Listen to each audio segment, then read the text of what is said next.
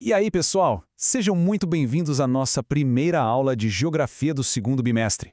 E para começar com tudo, a gente vai falar de um assunto que está por trás de quase tudo que a gente usa, a Organização Mundial do Comércio, ou para facilitar, a OMC. Bora entender o que é essa sigla de 3 letrinhas e por que ela é tão importante para o nosso dia a dia. Para a gente começar, uma pergunta rapidinha para um segundo e dá uma olhada nas suas coisas. No seu celular, na sua roupa, no seu tênis. Você já parou para pensar se tudo isso foi feito aqui no Brasil? A chance é gigantesca de que muitos desses produtos viajaram o mundo inteiro para chegar até você. E é por lugares como este aqui, ó, o Porto do Rio de Janeiro, que essa troca toda acontece. É uma loucura. Produtos entram e saem do nosso país o tempo todo, numa dança de navios e contêineres gigantes que conectam o Brasil com o resto do planeta. Mas calma lá. Para a gente entender como essa engrenagem gigante funciona, a gente precisa começar do básico, né? Vamos construir esse conhecimento juntos, peça por peça. Primeiro conceito, exportação. É um nome que parece chique, mas é super simples. É quando o Brasil vende o que produz para outros países. Um exemplo clássico é a soja. O Brasil é uma potência nisso. A gente vende soja para o mundo todo, especialmente lá para a China.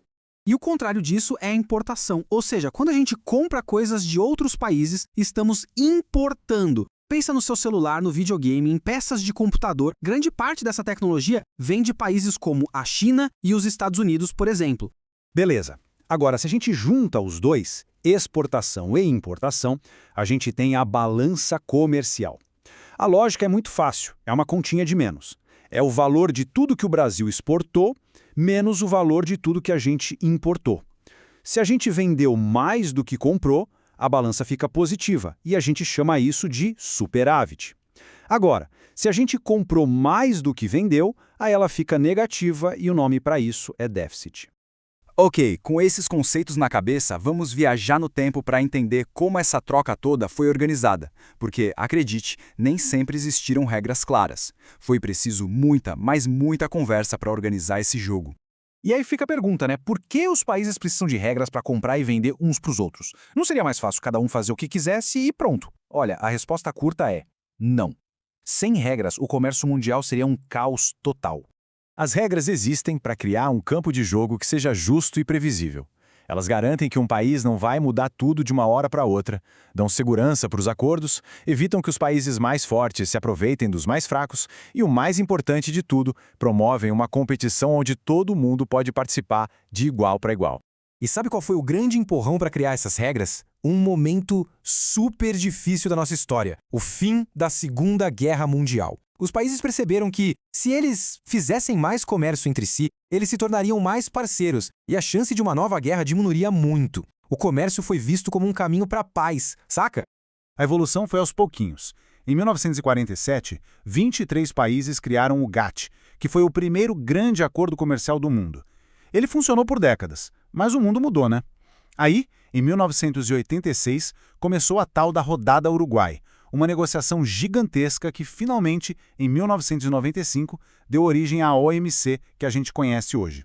Agora sim vamos focar na grande estrela da nossa conversa, a OMC.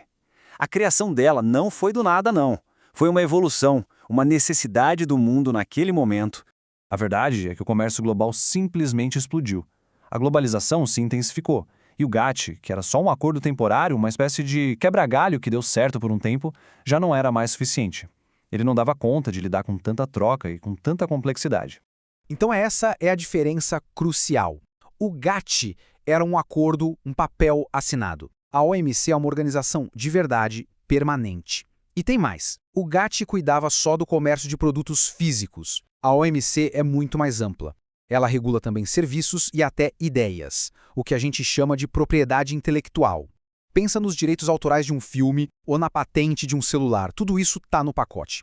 Ok, a OMC existe, mas o que ela faz no dia a dia? Como essa organização tão poderosa funciona na prática? Vamos descobrir isso agora. A melhor forma de entender é com uma analogia de futebol.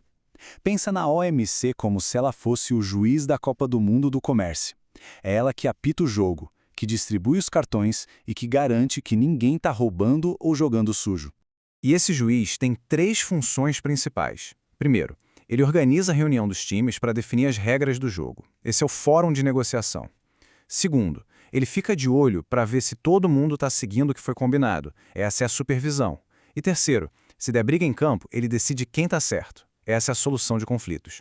E não é um jogo pequeno não, viu? Hoje, são 164 países que são membros da OMC. Isso é praticamente o mundo inteiro. E o Brasil não é um jogador qualquer nessa história. A gente é um dos membros mais ativos, sempre participando das discussões e usando o sistema para defender nossos interesses.